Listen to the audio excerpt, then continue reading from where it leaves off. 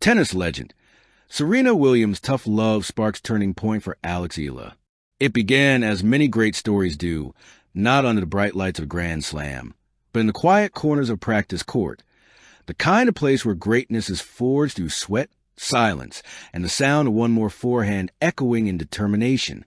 That's where Eala, the young Filipina star who had already captured Asia's imagination, found herself face-to-face with Serena Williams, the woman who defined power, presence, and perseverance for an entire generation.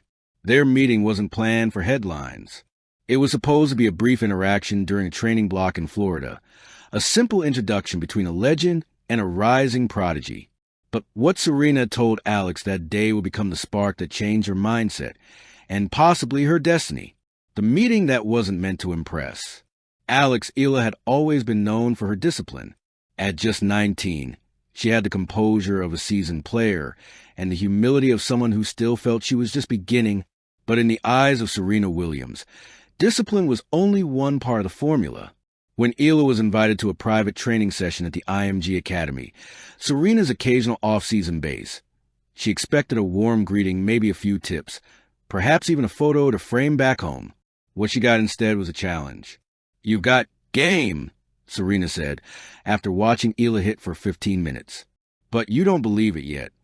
The words cut through the air like a serve at 125 miles per hour. Alex froze. "What do you mean?"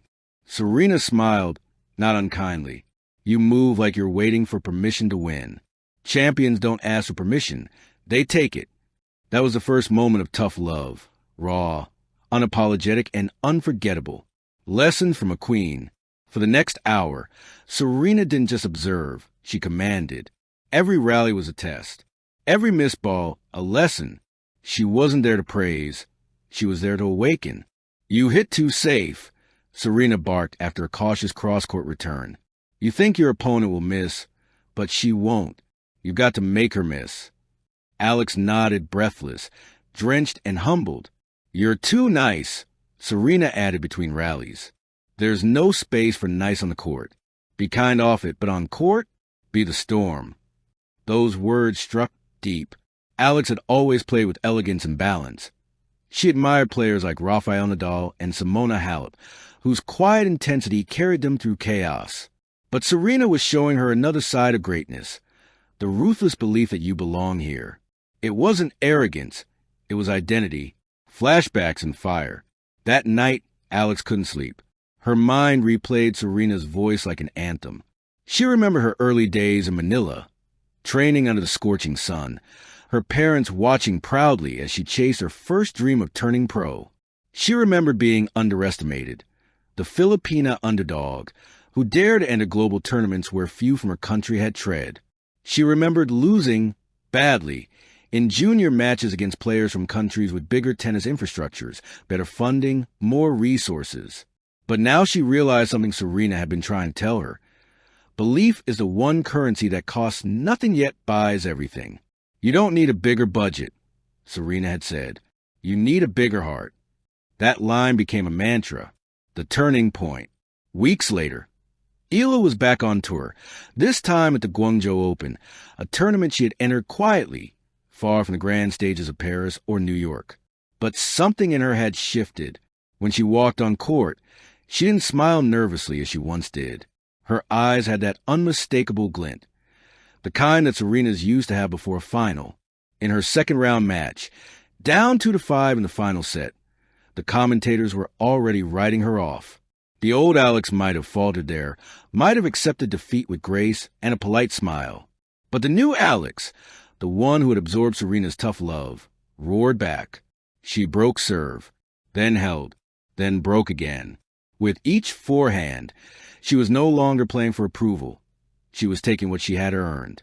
When she finally sealed the match with an ace, her scream was primal, her fist pumped skyward. Her parents in the stands were in tears. She had learned how to command the moment. Serena's words echo on. After that match, Eala sent Serena a message. "I did what you said. I stopped asking for permission." Serena replied within minutes. "Good. Now, go make them remember your name." That single exchange became a piece of tennis folklore. whispered among young players who trained with Eala, repeated by fans who saw her transformation. Her results soon followed. A semi-final in Tokyo, a quarter-final in Seoul. Her ranking began to climb again after months of plateau. But more importantly, she had found something intangible that inner steel Serena had seen all along. A conversation on fear. Months later, when Eala and Serena reunited at a charity exhibition in Miami, Alex finally had the courage to ask what she'd always wondered. Why were you so tough on me? Serena's laugh was deep, knowing, because I saw myself in you. People used to tell me I didn't belong, that I wasn't polished or elegant or good enough. I learned that being underestimated is the greatest gift. It forces you to find yourself. Then she leaned closer, her tone softer. But I had to toughen you up because this world won't. They'll love your story until you start winning too much. Then they'll look for cracks. You've got to be ready for that. Alex nodded, eyes glistening. She understood now. Serena's tough love wasn't critique. It was a gift of armor, the rise of a warrior. By the time 2026 rolled in, Alex Eala was no longer the underdog. She was a threat. Her name appeared beside Coco Gauff's, Emma Raducanu's, and Leylah Fernandez's in the new generation of women shaping the sport. Eala won her first WTA title. As she lifted the trophy, the camera zoomed in, and there, etched on her wristband, were the initials SW. Later, she explained, it's not for superstition. It's a reminder of the woman who taught me that belief is the real muscle in tennis. Serena, now retired but still deeply involved in mentoring young athletes, watched proudly from stands. When the match ended, she didn't rush to court. She stood, clapped slowly, and mouthed, "Now you get it." For Alex, that moment was worth more than the title itself. Because the journey wasn't about surpassing Serena. It was about embodying the strength Serena had instilled in her. Epilogue, the tough love that built a champion. Looking back, Alex often says the greatest gift she ever received wasn't a trophy, a sponsorship, or a ranking point. It was a truth spoken at the right time by the right person. Serena didn't teach me how to hit harder, she once told a Filipino journalist. She taught me how to think louder. And that's what makes great mentorship timeless. It's not about technique. It's about transformation. Serena Williams, through her own stormy brilliance, gave Alex Eala something that can't be taught in any academy. The permission to believe that she belonged among legends. That belief carried Alex from Manila's dusty courts to the world's brightest arenas, and will continue to carry her as she writes her own legend. Because in the end, tough love is just another name for faith in disguise. Thank you for watching.